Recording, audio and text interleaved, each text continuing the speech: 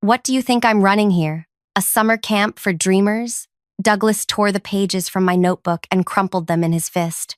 2 years of education, and suddenly you're redesigning our entire product line?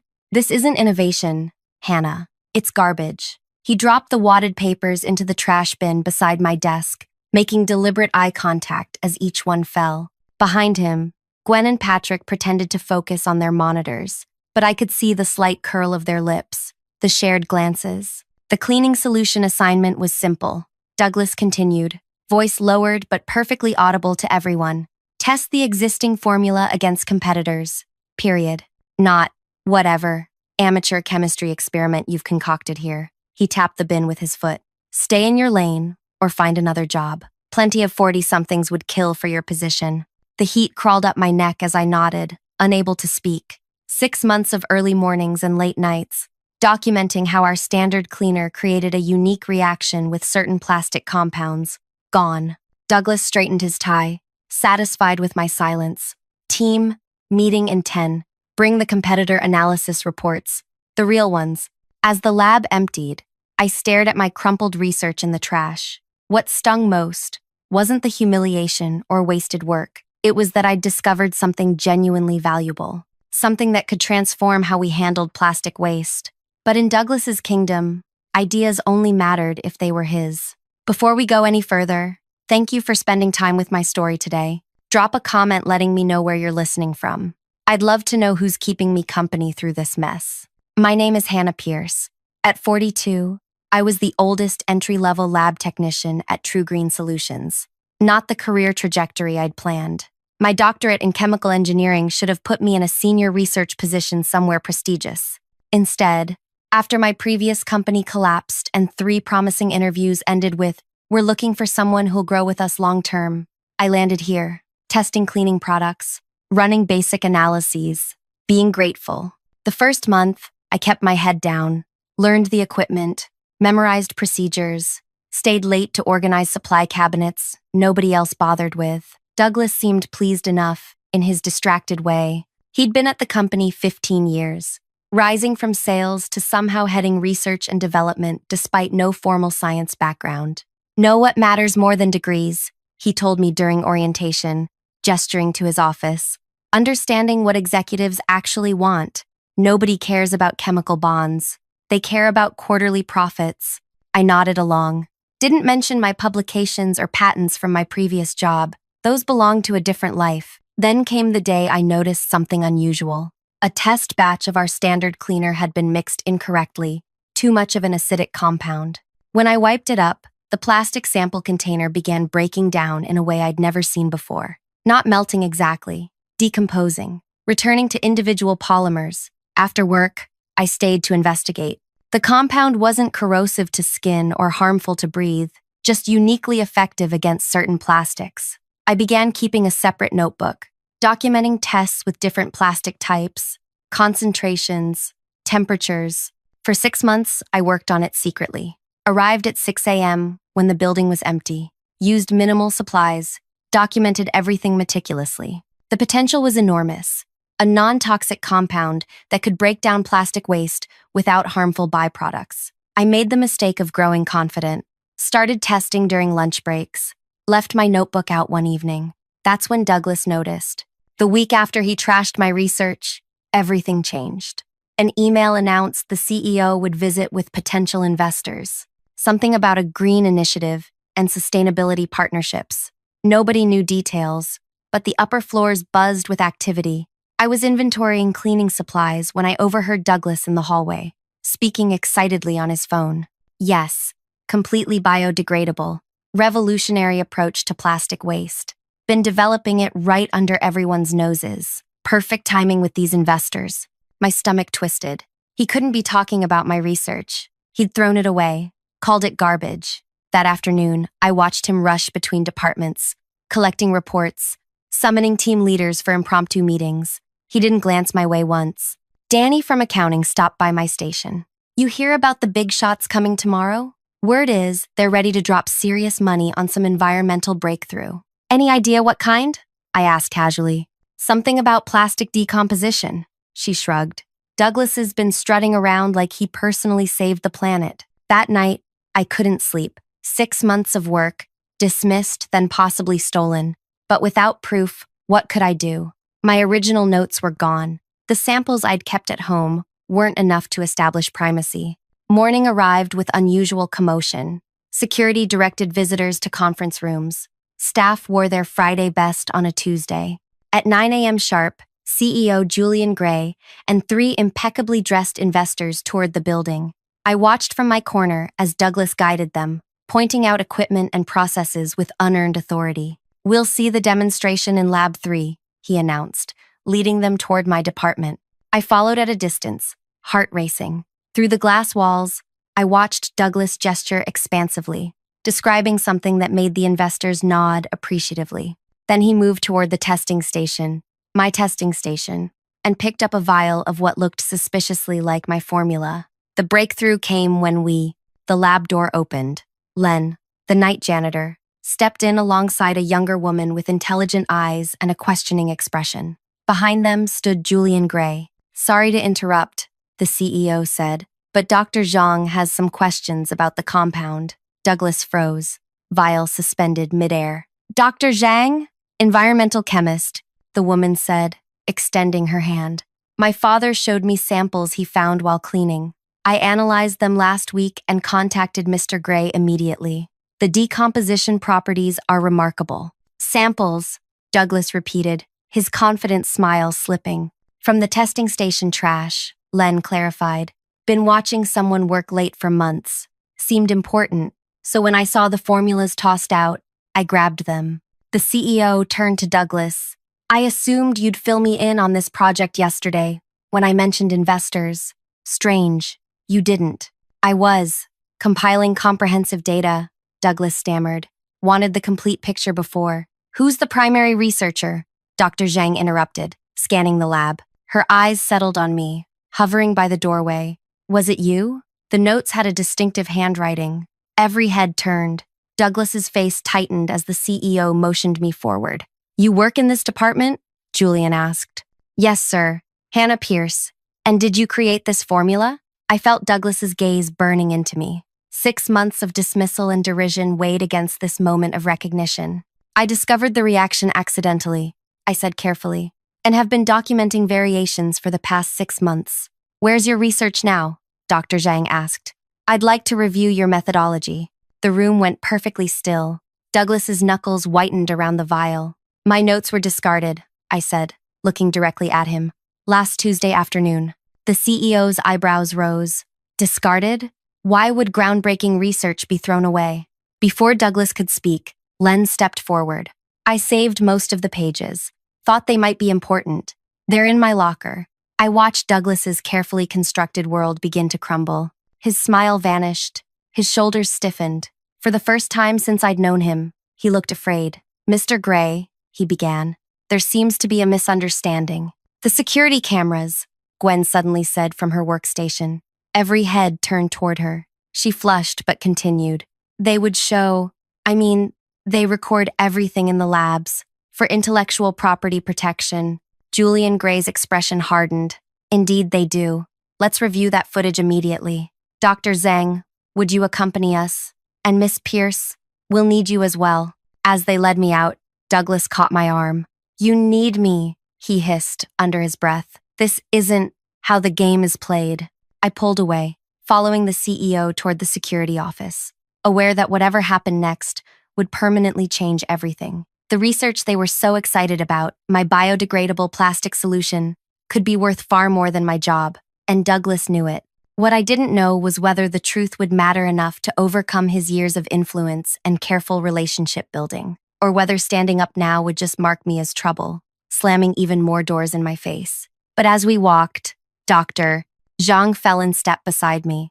"Those formulations showed remarkable ingenuity," she said quietly. "Whoever created them understands polymer chemistry at a fundamental level. For the first time in years, someone was actually seeing my work. Not my age, not my position, my work." And the realization gave me the courage to continue walking toward whatever came next.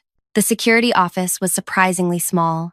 A windowless room lined with monitors, showing every corner of the building. Rick, the head of security, pulled up Tuesday's footage with a few clicks. "What time are we looking for?" he asked. "Around 3 p.m., I said. "Lab 3. The footage played in crisp detail. There I was at my station, hunched over my notebook. Douglas approached, words inaudible but body language clear. Then came the moment, him ripping pages from my notebook, crumpling them, dropping them deliberately into the trash. The camera caught his smirk as he walked away. Dr. Zhang leaned forward, eyes narrowing. "Can you zoom in on those pages?" Rick enlarged the image. Even crumpled, the chemical formulas were visible. "Those match the samples we tested," Dr. Zhang confirmed, turning to Julian. "This is definitely the compound that breaks down polyethylene terephthalate." Julian's expression darkened as he watched Douglas return to the frame, check that I'd left, then fish the pages back out of the trash. On screen, Douglas smoothed several papers, examined them, then tucked them into his jacket before replacing the rest in the bin. "He kept some of your research," Julian said quietly. My hands trembled. He must have realized its potential after dismissing it. Julian turned to Rick. "Show me this morning's footage of Lab 3. The screen switched to Douglas earnestly explaining something to the investors, gesturing to notes laid out on the workbench. "My notes." Julian stood. "I've seen enough. Miss Pierce, join me in conference room A with Dr. Zhang and our investors. Rick, please escort Mr. Westcott there as well. And Len, bring those saved notes." The next hour blurred together. I sat at an oval table answering technical questions while Douglas waited outside, visible through frosted glass. Dr. Zhang grew increasingly animated as I explained my methodology. "The reaction creates a controlled polymer breakdown without toxic byproducts," I demonstrated with diagrams. "It's cost-effective and scalable." Julian's phone buzzed. "Excuse me," he said, stepping out. Through the glass, I watched him speak to Douglas, whose gestures grew increasingly frantic. When Julian returned, his decision was clear. "Miss Pierce, we'd like you to head this project moving forward. The investors are prepared to fund immediate development with a $600,000 initial investment." Dr. Zhang smiled, "With potential for much more, if scale testing confirms these results."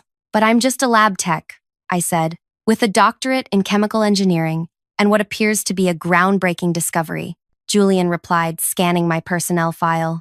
"I'm curious why you're not in our research division already." Before I could answer, the door opened. Douglas entered, composed but with tension radiating from his shoulders.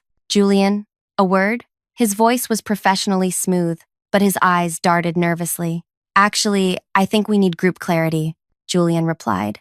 "Miss Pierce's research is impressive. The investors are enthusiastic, but I'm concerned about how her work was handled." Douglas straightened. "As department head, I make difficult decisions daily about which projects deserve resources. Hannah's testing wasn't authorized because you repeatedly denied her requests," Julian interrupted, holding up a folder.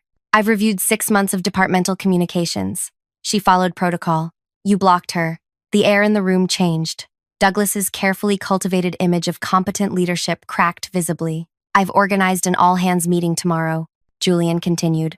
"We'll announce the new project with Miss Pierce leading research and development. Mr. Westcott, we'll discuss your position afterward." After they left, I sat alone in the conference room, stunned. 6 months of dismissal undone in an hour. But rather than satisfaction, anxiety gnawed at me. Douglas wouldn't accept defeat easily. He'd spent years building alliances, embedding himself in the company's structure. And now I'd humiliated him. That night, my phone rang repeatedly. Colleagues I barely knew, suddenly wanting details. My email filled with congratulations from people who'd never spoken to me. But one message stood out. My office. 7 a.m. Douglas. I arrived at 6:30 instead, making copies of my remaining research and emailing them to my personal account. Protection, just in case. At exactly 7, Douglas appeared. Gone was the aggression of yesterday, replaced with a practiced humility that didn't reach his eyes. "Hannah," he began, perching on the edge of my desk. "Yesterday was unfortunate, a misunderstanding blown out of proportion." I said nothing, watching him. "We both want the same thing, success for this project. I have connections, experience navigating the corporate structure. You have the technical knowledge." He leaned closer. We could be powerful allies. You threw my research in the trash, I said quietly. Called it garbage. Heat of the moment. I was dealing with budget pressures. He waved dismissively. Water under the bridge. What matters is moving forward strategically. The old Hannah would have nodded, accepted his non-apology, grateful to avoid conflict. But something had shifted. I'd seen behind his mask now. I appreciate the offer, I said carefully. But I need to prepare for the announcement meeting. His smile tightened. Consider carefully. New projects fail all the time. Funding disappears. Priorities shift. Having the right champion matters. The threat hung between us. Before I could respond, Julian appeared in the doorway. Ah, there you both are. Miss Pierce, could you join us? The investors have more questions. As I gathered my notes, Douglas whispered, remember, enemies close, friends closer. The company announcement transformed everything. Standing beside Julian as he introduced me to 400 employees, I barely recognized my life. Overnight, I went from invisible to essential. My tiny workstation became a dedicated lab. My team grew from 0 to 5 researchers. My budget expanded to include equipment I'd only dreamed of using again. Through it all, Douglas watched. He maintained his title, but lost responsibility for the most exciting project in company history. In meetings, he offered help too eagerly, suggested modifications to my protocols, introduced me to executives with pointed reminders of his own connections. Hannah, have you met Jason? He and I play golf every weekend. He controls manufacturing capacity. Think that approach will scale? My experience suggests caution. Just trying to help. The board appreciates regular updates. I'm happy to present your findings. Save you the trouble. 2 months into development, our prototype exceeded expectations. The compound broke down plastic completely within days instead of centuries, leaving only environmentally safe residue. Patent applications were filed. Manufacturing plans drafted. Investors doubled their commitment. I should have been celebrating. Instead, I grew increasingly uneasy. Little things kept happening. Test samples disappeared. Equipment malfunctioned. A crucial report was deleted from the server. Thankfully, after I'd backed it up. Teething problems, Julian assured me when I mentioned my concerns. Happens with every major project. But I knew better. These weren't accidents. The breaking point came during our first major presentation to True Green's executive board. I'd prepared for weeks, compiling data, rehearsing explanations, anticipating questions. 15 minutes before the meeting, I discovered my presentation files had been replaced with an older, error-filled version. There wasn't time to fix everything. I'd have to present incomplete data, looking unprepared and amateur. In the bathroom, splashing water on my face, I heard familiar voices in the hallway. Unfortunate timing, Douglas said to someone. But that's the risk of rushing innovation. Some people aren't ready for pressure. Think she'll recover? Asked a voice I recognized as Jason, from manufacturing. We'll see.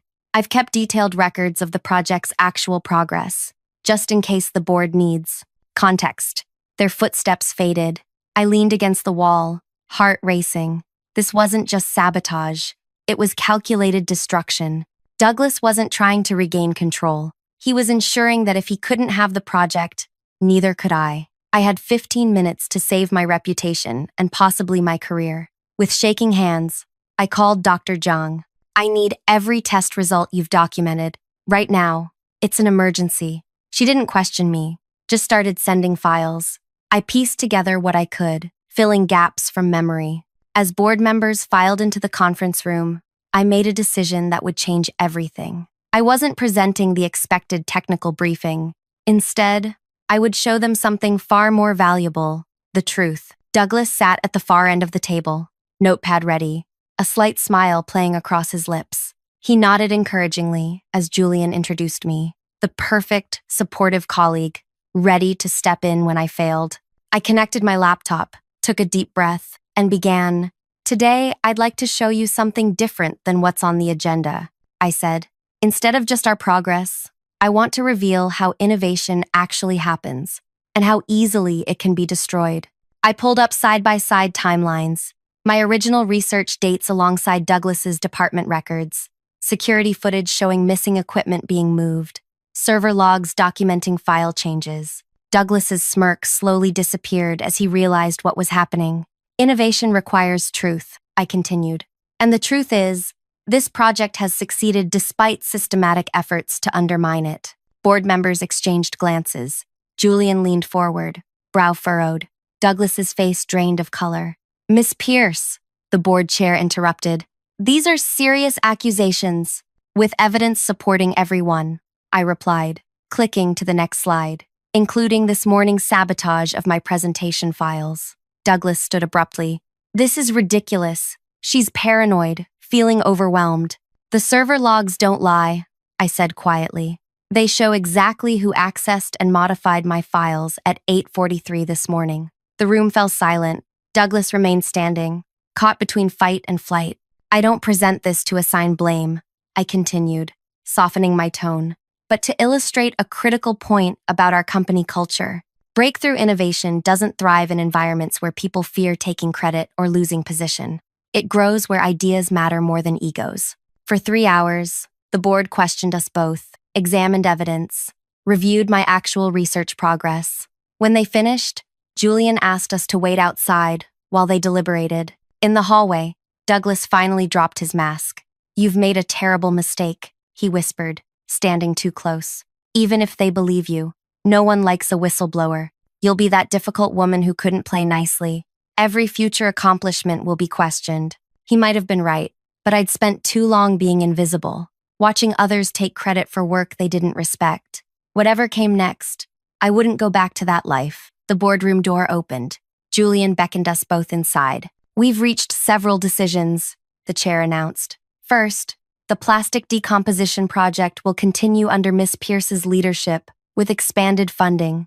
Second, we're implementing structural changes to encourage innovation at all levels. He turned to Douglas. And finally, we're reassigning you, Mr. Westcott. Your experience is valuable, but not in research and development. Douglas's jaw tightened. Where? Strategic consulting. Reporting directly to me, Julian said. I want a complete audit of how ideas move through our organization. Who better than someone who understands the obstacles? It wasn't firing. It wasn't even officially a demotion, but everyone in the room understood exactly what had happened. As the meeting ended, Douglas brushed past me. This isn't over, he murmured. Not even close. Looking at his rigid back, tight shoulders, I believed him. This was just the beginning, and whatever came next would test everything I thought I knew about survival in this world we'd created. 6 weeks passed. The project accelerated, attracting attention beyond our industry. Environmental publications requested interviews.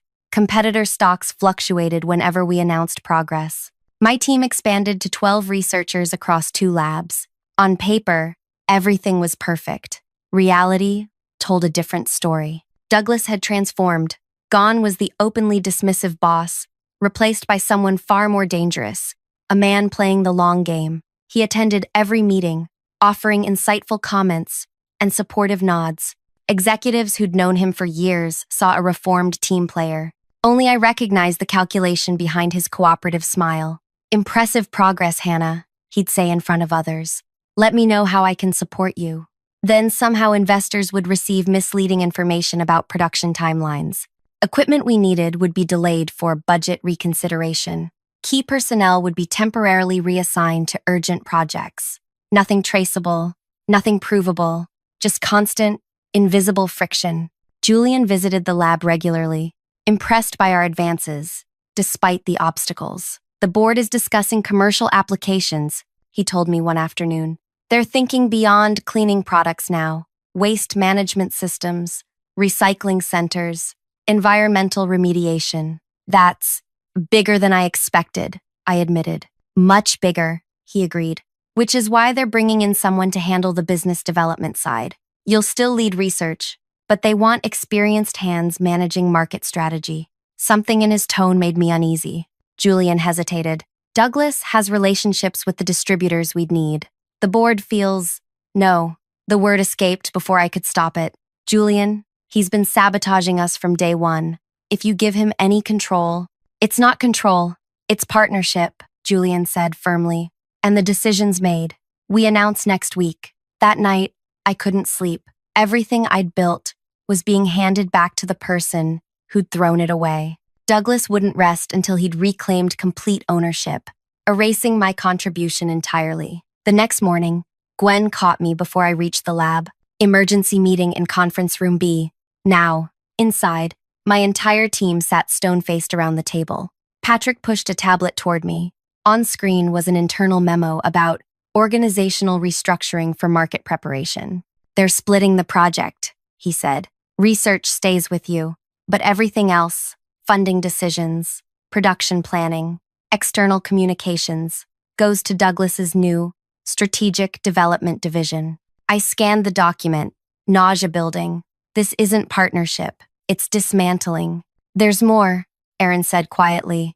"3 of us are being transferred to his team next month for coordinated messaging," Aaron said, and my hands trembled. Douglas had orchestrated the perfect takeover. He couldn't claim my discovery, so instead, he was building walls around it, controlling who saw our research, how it was implemented, and which parts actually made it to market. "What can we do?" Patrick asked. I had no answer. Fighting openly would make me appear difficult, reinforcing Douglas's whispered narrative that I was brilliant but uncooperative. Complaining to Julian would accomplish nothing. He'd already chosen sides. Later that day, as I worked late documenting test results, a shadow fell across my desk. Douglas stood in the doorway, holding 2 coffee cups. "Thought you might need this," he said, placing one beside me. "Long hours you're keeping." I didn't touch it. "What do you want?" "To clear the air." He sat uninvited. "This rivalry between us is counterproductive." "Rivalry implies equal standing," I said. "You're systematically taking over my project." He didn't deny it. "Business is business. Nothing personal." "It feels pretty personal from where I'm sitting." Douglas sipped his coffee. "You're looking at this all wrong. I'm offering you protection, recognition for your work. Your name will be on everything, just not in control of anything. Control is overrated. Influence is what matters." He leaned forward. "The board wants marketable results. I know how to deliver those. You don't. Simple as that. By stripping away everything innovative about the formula, making it just another cleaning product instead of environmental technology." Something flickered in his eyes. "So, you've seen the revised implementation plans?" I hadn't, but his confirmation told me everything. They were already changing the project's direction. "You don't understand what we've created," I said. "This compound could help address the plastic crisis. It's worth billions, not as a premium bathroom cleaner, but as environmental technology." Douglas stood. "That decision isn't yours to make anymore. Adaptation begins next week. The board wants immediate commercial applications." "They're wrong." "Perhaps," he shrugged, "but they signed the checks." After he left, I sat motionless, coffee cooling untouched. 6 months of work, countless hours of research, a discovery that could actually matter, all being reduced to a slightly better bathroom cleaner because it was safer, easier to package and sell. Something broke inside me, not in a dramatic, shattering way, more like the quiet snap of a twig underfoot, small but irreversible. The next morning, I called Dr. Zhang. "I need advice," I said when she answered, professional and otherwise. We met at a cafe 3 miles from the office. For 2 hours, I outlined everything: the original discovery, Douglas's interference, the current situation. She listened without interrupting, occasionally making notes. "So they're repurposing environmental technology as a consumer product," she summarized. "Technically legal, but ethically questionable. And I can't stop it," I added. Dr. Zhang studied me. "What do you actually want, Hannah? Money? Recognition? Control?" The question caught me off guard. What did I want? "I want it used properly," I finally said. "This formula could help solve real problems. Instead, they'll dilute it into window cleaner." She nodded slowly. "I might have a suggestion, but it's not without risk." 2 days later, I submitted my complete research documentation to Julian. Every test, every formula variation, every potential application. An unprecedented level of detail, organized meticulously. "Impressive," he said, flipping through the binder. "This will help the transition team tremendously." "I wanted to be thorough," I replied. "Everything should be recorded properly." That evening, Douglas emailed the entire department. "Exciting news! Our revitalization product enters production planning Monday. Congratulations to all involved. Revitalization product. Not environmental technology. Not plastic decomposition solution. A rebrand so complete it erased the discovery's purpose. Monday morning arrived with unexpected commotion. Security guards stood at lab entrances. Executives hurried between meetings. Julian was nowhere to be found. At 10 a.m., an all-staff email announced an emergency gathering in the main conference room. I joined the confused crowd, filing in to find board members seated at the front, expressions grim. Douglas stood to one side, face ashen. The board chair stepped forward. We've called this meeting to address a serious situation concerning intellectual property and corporate ethics. On the screen behind him appeared a split image, our company logo beside another I didn't recognize. This morning, Global Environmental Solutions announced a major breakthrough in plastic decomposition technology. Technology suspiciously similar to our proprietary research. Murmurs spread through the room. Douglas's eyes found mine, narrowing with sudden comprehension. The chair continued. Our legal team is investigating how our confidential work was compromised. Until we understand the extent of the breach, all related projects are suspended. All research staff will submit to interviews. As people departed, Douglas intercepted me in the hallway, gripping my arm painfully. What did you do? He hissed. I removed his hand. Nothing. You can prove. I think you can prove. For 3 days, investigators combed through records, examined server access logs, interviewed everyone connected to the project, found nothing conclusive. Because there was nothing to find. I hadn't leaked any documents, hadn't emailed confidential information, hadn't copied files to external drives. What I had done was significantly more elegant. In my detailed documentation to Julian, I'd included everything about our compound, except one critical catalyst that activated the decomposition process. Without it, the formula was incomplete, functional for cleaning purposes but useless for breaking down plastics. Meanwhile, Dr. Zhang had connected me with legitimate environmental scientists at Global Solutions. I hadn't given them our formula. Instead, I'd helped them understand the theoretical approach, a pathway anyone with sufficient expertise could follow independently. They'd developed their own compound, similar in purpose but chemically distinct. No intellectual property violated. On the 4th day, Julian called me to his office. Douglas was already there, along with 2 board members. Explain something, Julian began, without preamble. Global's patent application describes technology remarkably similar to ours conceptually, but with a completely different chemical structure, almost as if someone told them what was possible without telling them how we did it. I met his gaze steadily. Parallel development happens in science all the time, especially when the research direction is obvious to anyone paying attention, I added. Our approach wasn't the only possibility, just the one we chose. Douglas slammed his hand on the desk. She sabotaged us. Our market advantage is gone. You have no evidence of that? I said calmly. And technically, our formula still works better for household applications. It's just not exclusive for environmental use anymore.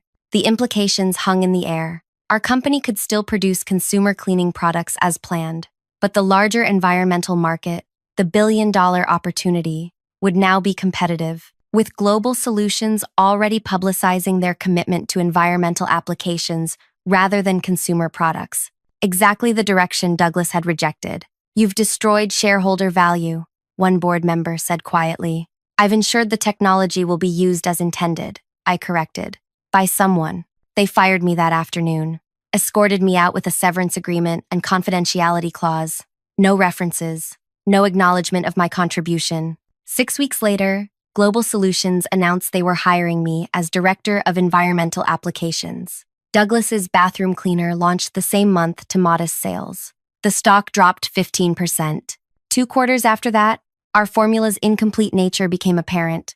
Without the catalyst I'd omitted from documentation, the product experienced stability issues. Recalls followed. Douglas was quietly dismissed after consumer complaints mounted. I should have felt vindicated. Instead, watching from my new office as True Green's reputation crumbled, I felt hollow. The company that had given me a chance when others wouldn't was struggling. People who'd had nothing to do with Douglas's decisions were losing jobs. My revenge had worked perfectly. The technology was being used to help the environment. Douglas had lost everything. I had a better position, with higher pay. Yet something essential had broken in me during those months of fighting. The passion that had driven my late nights and early mornings was replaced by caution. The joy of discovery was shadowed by memories of betrayal.